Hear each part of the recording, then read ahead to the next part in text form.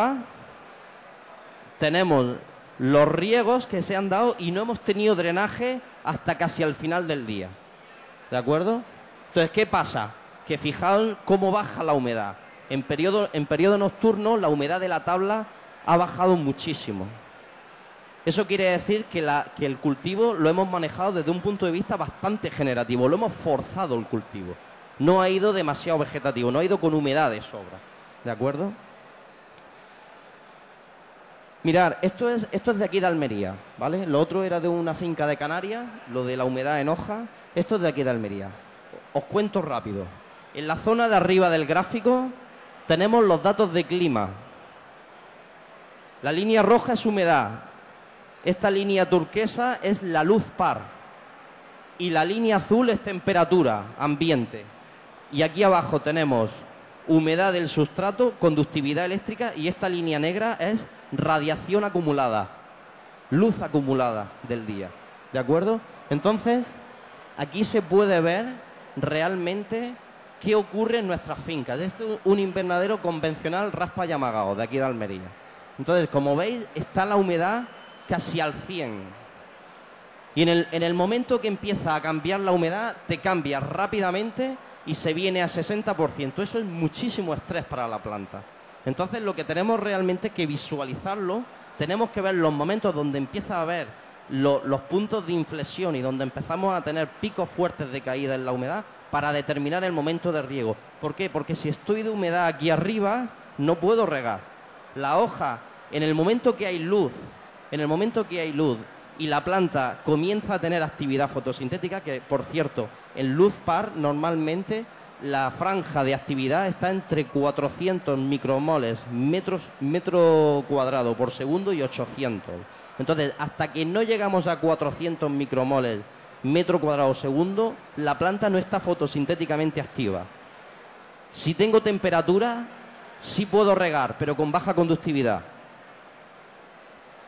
Bien, pues aquí se ve cómo evoluciona en función de los datos de clima, cómo van evolucionando los riegos, ¿de acuerdo?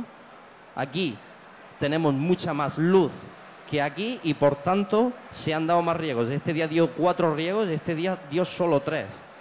Aquí hemos vuelto a tener otro pico de luz, este día estuvo despejado y se volvió a 4 riegos, ¿de acuerdo? Es modificable. Otra secuencia. Aquí,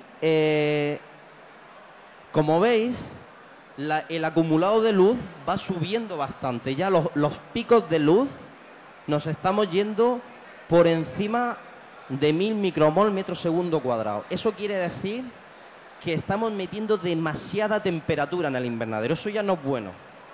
Se está calentando demasiado el invernadero. Entonces ya la planta tiene más necesidad de refrigerarse que de alimentarse. Y por tanto estoy perdiendo potencial productivo. También lo podemos de controlar. Mirad, ¿qué ha ocurrido ahí?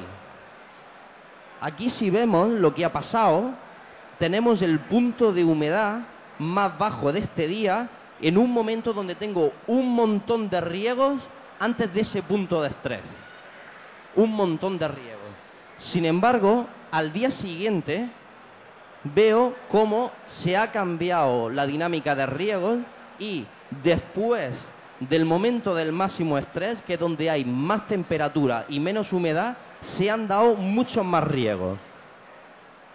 Y dices, bueno, ¿y eso qué pasa con eso? Pues mirad, ocurre esto. Este día que ha ocurrido esto, que he dado muy pocos riegos después del momento de máximo estrés, la humedad, mirad, la humedad de la tabla, mirad dónde se ha ido. Se ha ido muy baja, se ha ido casi al 50%.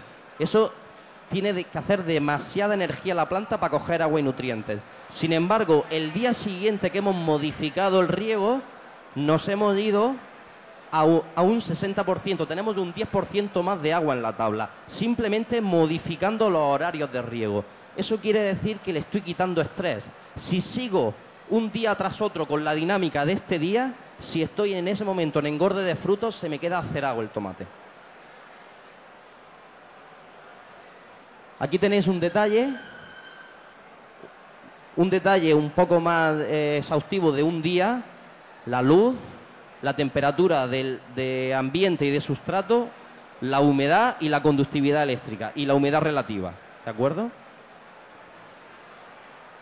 Y bueno, esta es una curiosidad que os he querido poner porque este fue justo el día 19 de febrero, en ese invernadero se blanqueó.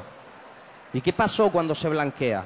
Cuando se blanquea viene con una tendencia, estos son días que estaban nublados, pero viene con una tendencia de que la luz acumulada estaba subiendo. Está subiendo la luz acumulada, ojo, pero sin embargo la temperatura está más o menos estable. Y llega este agricultor y blanquea. ¿Y qué pasa con la luz? Baja. Y eso básicamente es como coger el coche. Si estás conduciendo un coche, vas a 120 por la autovía y coges el freno de mano y haces así, ¡ra!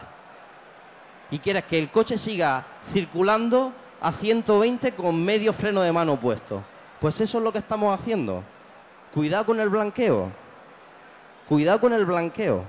Porque si tú te pones a ver las temperaturas y la luz sí la has bajado, pero no has hecho una gran modificación en la humedad, no has hecho una gran modificación en la temperatura, pero sin embargo, lo que le da capacidad a nuestra planta de funcionar, de tener actividad fotosintética, sí lo estás cortando. Pero bueno, tengo que decir que eso también ocurre cuando tienes invernaderos de muy baja tecnología y entonces es para evitar un mal mayor, ¿no? Es decir, para que no se manche el tomate, etcétera, etcétera. Entonces tienes que meter el freno de mano, que la planta vaya un poco más frenada, pero para evitar males mayores. Datos de planta, interesante, mirad. Se puede medir semanalmente el crecimiento longitudinal del tallo. Tú llegas a la cabeza, colocas una cinta aislante en la rafia y a la semana siguiente, el mismo día, vas y colocas otra y ves lo que ha crecido el tallo. Con este parámetro podemos ver un poco, relacionar cuál ha sido la temperatura ambiente, cuál ha sido la temperatura en cabeza para relacionarla con la crecida de la planta. Diámetro de tallo, también podemos hacer una idea de la vigorosidad del cultivo. Y, por ejemplo, la altura desde el último ramo en flor a la cabeza nos da un indicativo del balance vegetativo generativo del cultivo, ¿vale? Indica también el estrés que lleva. Si está muy estresado, tendremos más flores de arriba. Vale, y yo con esto termino. Pasa Jesús ahora a hacer su parte.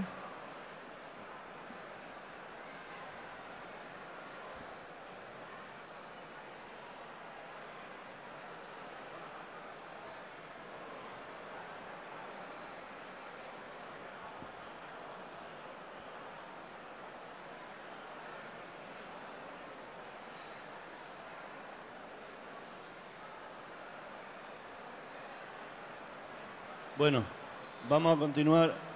Un momentico. Esto sería una segunda parte, una vez que hemos trabajado sobre el cultivo en la parte de la raíz. También es importante conocer lo que ocurre en la propia planta, que eso hasta ahora poco lo hemos estudiado. A lo más que hemos llegado ha sido hacer análisis foliares de materia seca y pues me queda muy poco tiempo y por lo menos quisiera que os quedara claro la idea de la importancia que tiene el análisis de savia para tomar determinaciones en la fertilización. Vamos a empezar primero con los objetivos que nos da lo del análisis de savia. Seguiremos con los factores que influyen en la absorción mineral. Miraremos cómo se hacen la toma de muestras, la preparación de muestras, la extracción de savia, la interpretación de resultados y un ejemplo práctico, y acabando con lo que es el modelo de seguimiento nutricional Ferticontrol. Vamos muy faltos de tiempo y probablemente voy a ir muy rápido intentando que quede claro la idea principal. El objetivo, obtener datos de la absorción de nutrientes por la planta como resultado final de la interacción en el suelo.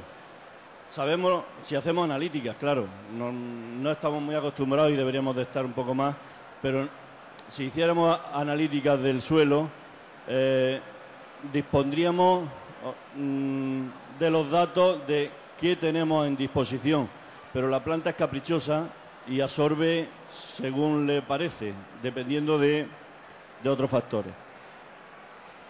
Lo que ganamos con esto es ajustar de forma rápida la fertilización con la ayuda del análisis de savia y el resto, el análisis del gotero y el análisis del suelo, porque son cosas que no podemos hacer de forma independiente.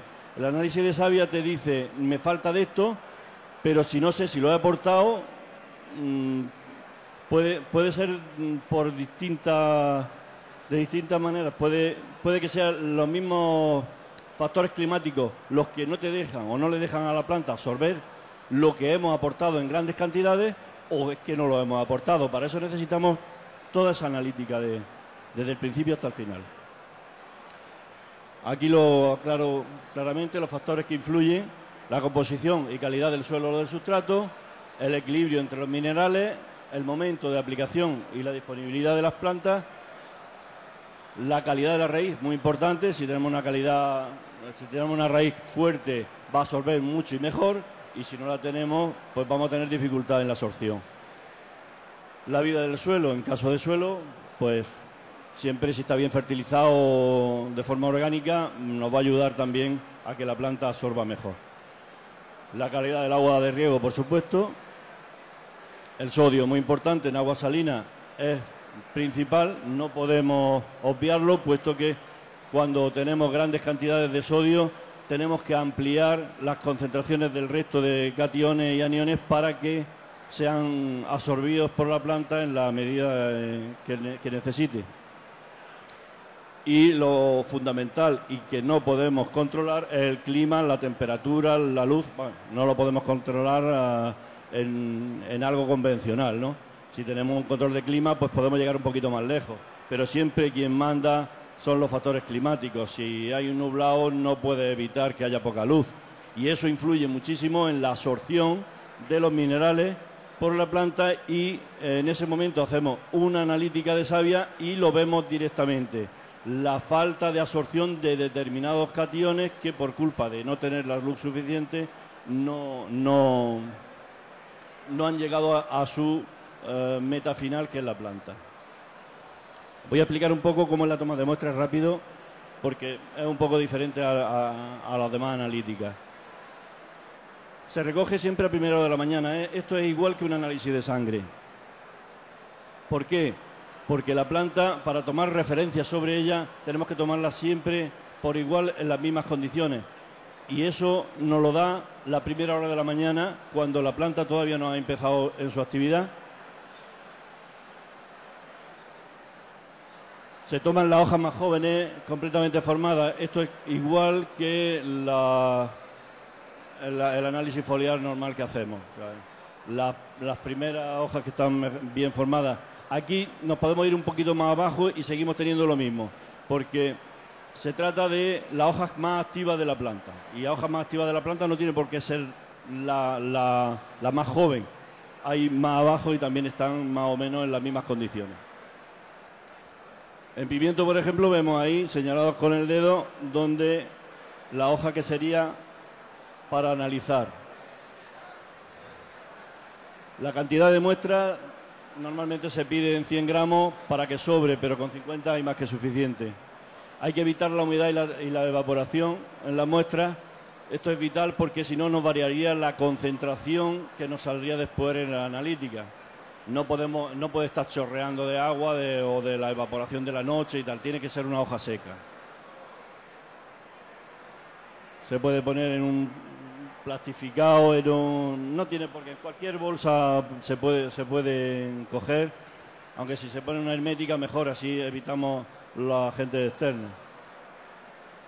Hay que mantenerlo en frío hasta su manipulación en laboratorio, pero no es un frío exagerado. Quiere decir que en invierno, por ejemplo, no haría falta nada, porque con 12-15 grados es más que suficiente para mantenerse durante el día. Una nevera normal nos valdría para meterlo con unas barras de hielo y se mantendría durante 2 días sin ningún problema. Se analizan hojas sin peciolo, solo el limbo o foliolo. Esto varía mucho de las experiencias que hay. ¿Perdón? Varía mucho de las experiencias que hay con savia en España, que la mayoría están hechas con el peciolo. Nosotros estuvimos todo un año haciendo ensayos sobre peciolo y realmente no encontrábamos algo que nos diera pistas para poder creernos lo que nos estaba diciendo, hasta que encontramos hacerlo con el limbo, y ahí se ve directamente las consecuencias de la absorción del suelo. Es por ello por lo que llevamos un año ya consecutivo haciendo bastantes experiencias con esto y con muy buenos resultados. Ahí vemos, por ejemplo, el tomate. La parte de arriba, esto es lo que utilizaríamos para analizar. Lo cogemos en campo completo y en laboratorio le quitamos esa hoja. No se la quitamos antes porque se mantenga un poco más fresca, ¿vale? Se podría coger en campo solo foliolos, pero preferimos que venga para que se mantenga un poco más fresco y esté turgente. Ahí se ve la llegada al laboratorio, la nevera. Ahí vemos en una parte la hoja que nos llega de campo directamente. Aquí ya estamos apartando los foliolos y vemos cómo se nos quedan los raquis para tirar, ¿no? Lo pesamos, le aplicamos un poco de éter para evitar quitar la clorofila y hacer la analítica más transparente, con menos interferencia. Lo metemos en el congelador y una vez sacado del congelador, ahí simplemente se estaba haciendo con un machacajo, una prensa pequeñita, no hace falta, en hortícolas no hace falta prensas fuertes, porque estamos tratando un material vegetal bastante sensible, con lo cual un mismo machacajo vale. Aquí tenemos el vaso precipitado con lo que estaba en el congelador y aquí vamos dejando la savia, que luego la vertemos con un filtro a decantar, y veis cómo queda la savia debajo ya pura y aquí arriba el éter con la clorofila. Aquí no hay ningún mineral, todo mineral se queda aquí y luego ya entra,